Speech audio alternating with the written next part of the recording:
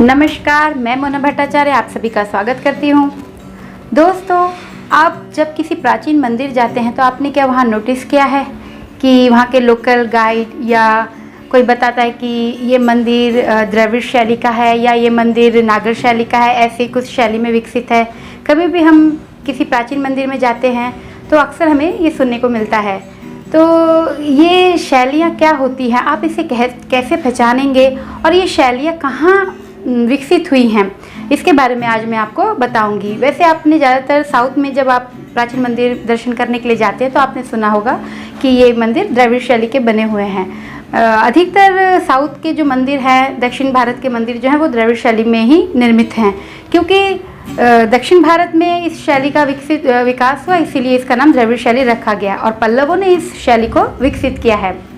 ये शैली आपको कृष्णा नदी से लेकर कन्याकुमारी तक के जो वहाँ तक आपको ये द्रविड़ शैली के मंदिर ही आपको निर्मित मिलेंगे।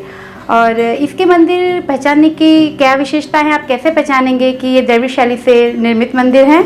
इसके मुख्यतः दो विशेषताओं से आप पहचान सकते हैं। एक तो इस मंदिर के जो इस शैली में जो इस मुख्य मंदिर के जो है 4 से ज़्यादा पार्श्व होते हैं और इस मंदिर का जो शिखर है वो पिरामिडीय आकृति के होते हैं। बहुमंजिला इमारतें इसमें पाई जाती हैं और इसको वैसे तो मंदिर निर्माण की प्रक्रिया मौर्य काल से ही प्रारंभ हो गई थी और धीरे धीरे इनमें सुधार भी हुआ, लेकिन गुप्त काल तक इसमें मैंने मंदिरों को विशेषताओं से लैस देख सकते हैं। तो मैं आज आपको द्रविड़ शैली के विषय में और भी विस्तार से बताने जा रही हूँ। तो आप सुनिए ध्यान से कि आप कैसे द्रविड़ शैली के मंदिरों को पहचानेंगे और उनकी विशेषताएं क्या हैं। यूं तो मंदिरों की शुरुआत कब हुई किसी को नहीं पता, लेकिन जितना इतिहास को कुरेदने से पता चलता है कि मंदिर वास्तुकला निर्माण का काम मौर्य काल में शुरू हो गया था, लेकिन इसको गुप्त काल में तरक्की मिली और उसी के बाद से नागर, द्रविड़ और बेसर शैली विख्यात हुई।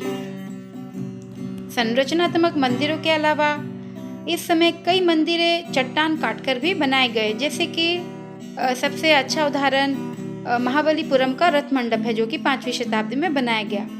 6ठी शताब्दी के बाद से भारतीय मंदिर की वास्तुकला में काफी बदलाव आया और उत्तर भारतीय और दक्षिण भारतीय इलाके में मंदिर अलग अलग शैली में बनने लगे। द्रविड़ शैली दक्षिण भारत की मुख्य मंदिर वास्तुकला निर्माण शैली है।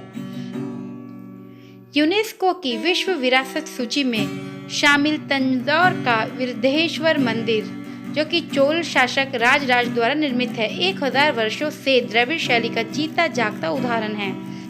इस शैली में मंदिर का आधार भाग वर्गाकार होता है तथा गर्भगृह के ऊपर का शिखर भाग पिरामिड नुमा होता है, जिसमें क्षैतिज विभाजन लिए अनेक मंजिलें होती हैं। शिखर के शीर्ष भाग पर कलश की जगह स्तूपिका होते हैं। इस शैली के मंदिरों की प्रमुख विशेषता यह है कि ये काफी ऊंचे तथा विशाल प्रांगण से घिरे होते हैं। प्रांगण में छोटे बड़े अनेक मंदिर, कक्ष तथा जलकुंड होते हैं।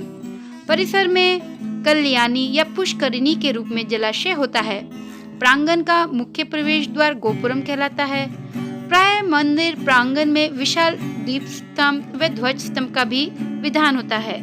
द्रविड़ स्थापत्य शैली का संबंध दक्षिण और दक्कन के मंदिरों से है, पर कुछ पुराने नमूने उत्तर भारत और मध्य भारत में भी पाए गए हैं, जैसे लाड़खान का पार्वती मंदिर तथा ऐहोल के कौंठगुड़ी और मेगुती मंदिर।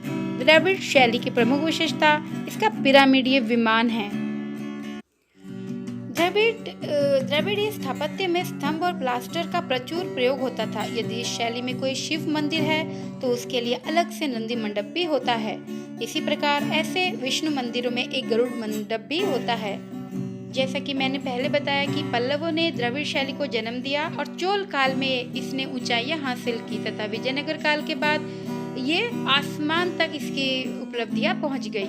चोल काल में द्रविड़ शैली की वास्तुकला में मूर्तिकला और चित्रकला का संगम हो गया।